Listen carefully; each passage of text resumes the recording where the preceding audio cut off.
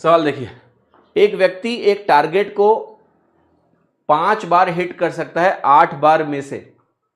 अगर वो 10 shot fire करता है तो क्या प्रोबेबिलिटी है कि वो टारगेट को 3 बार हिट करेगा? ये जो सवाल है इसको बोलते हैं रैंडम वेरिएबल का क्वेश्चन।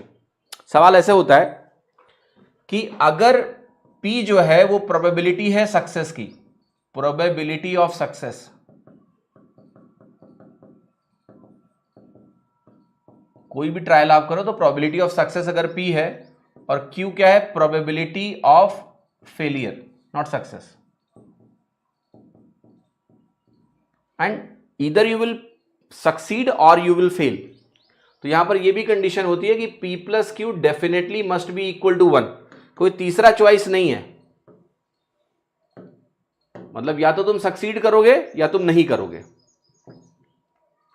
तो P प्लस क्यू की प्रोबेबिलिटी 1 होती है। अब इसमें क्या होता है कि probability of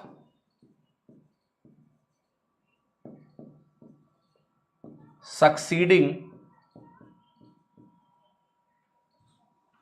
probability of success in exactly r times in n trials।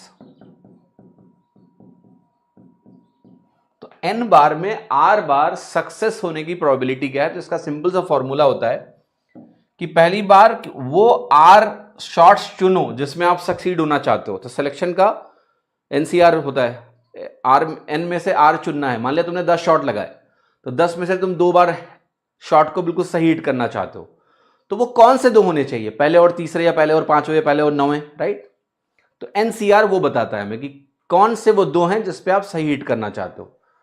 उसकी इतनी पॉसिबिलिटी हो गई इनटू पी हमारे सक्सेस की प्रोबेबिलिटी है, तो पी की पावर आर, क्योंकि आर बार आप सक्सीड करना चाहते हो। लेकिन जब आप आर बार सक्सीड करना चाहते हो तो इसके साथ एक और चीज निहित है कि आप बाकी जो n माइनस आर अभी शॉट्स और हैं उसमें आप सक्सीड ना करें।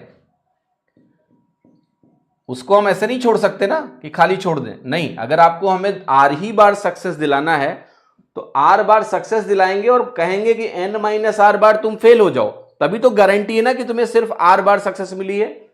तो ये प्रोबेबिलिटी होती है जिसका फॉर्मूला आपको पता होना चाहिए। जैसे इस सवाल को आप बहुत गौर से देखो तो आपको इसका कॉन्सेप्ट समझ में आ जाएगा। Can hit A target 5 out of 8 shots, तो 5/8 आपकी प्रोबेबिलिटी हो गई हिट करने की। P Q की वैल्यू क्या हो गई? 3/8, आप हिट नहीं कर पा रहे हो। ठीक है, अब मुझे क्या करना है? यहां पर एग्जैक्टली 2 बार हिट करना है। तो यहां पर n की वैल्यू 10 है और r की वैल्यू हमारी 2 है, तो वैल्यू हो जाएगी 10c2 5/8 की पावर 2 इंटू 3/8 की पावर 8। 10c2 की वैल्यू होती है 10 इंटू 9/2 45। आप ऐसे लिख लो इसको सीधे, 10 इंटू 9/2 हो गई 45, इंटू 5 की पावर 2 कितना होगा? 25, इंटू 3 की पावर 8 को एज इट इज लिख दो, क्योंकि आंसर में 3 की पावर 8 हर जगह न्यूमरेटर में दिख रहा है तो कोई दिक्कत नहीं है, उसको ऐसे ही रखना है। और 8 की पावर 10 यहां कर लो।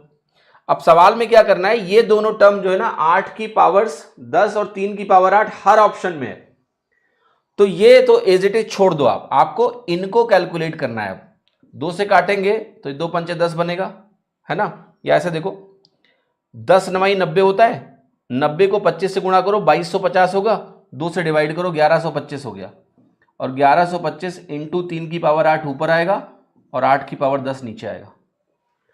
ठीक है, आंसर हो गया आपका सिंपली डी। अब ये बहुत अच्छा सवाल है, random variable based question probability का। लास्ट ईयर उड़ान बैच में मैंने बहुत सवाल करा है इस कॉन्सेप्ट पे बेस्ड, क्योंकि जब भी ये सवाल आएगा तो आपको परेशान कर सकता है अगर आपको क्लैरिटी नहीं है तो। So therefore this is very important concept, और जिसको पकड़ में आ जाता है उसको एक बार में ही आ जाता है कि अच्छा ये हो रहा है। जैसे इसी कॉन्सेप्ट का यूज करके हम लोग आपके एग्जाम में जब आप तुक्का लगाते हो ना, तो आपके तुक्के के सही होने की प्रोबेबिलिटी क्या है, या तुक्का कब फायदा दे सकता है, कब नुकसान दे सकता है, इस पर मैंने पूरा 30 मिनट का एक वीडियो बनाया था इसी चैनल पर एग्जामों पर। ठीक है, बट बहुत सारे बच्चे समझ ही नहीं पाए कि मैं बात किस चीज की कर रहा हूं। ठीक है, तो if you are interested you can search कि एग्जाम में तुक्का लगाने का सही तरीका या तुक्का प्रोबेबिलिटी करके ऐसे एक लेक्चर मिलेगा आपको, यहां पर देख लेना, क्लियर हो जाएगा आपको और क्लैरिटी मिलेगी, प्रैक्टिकल एप्लीकेशन।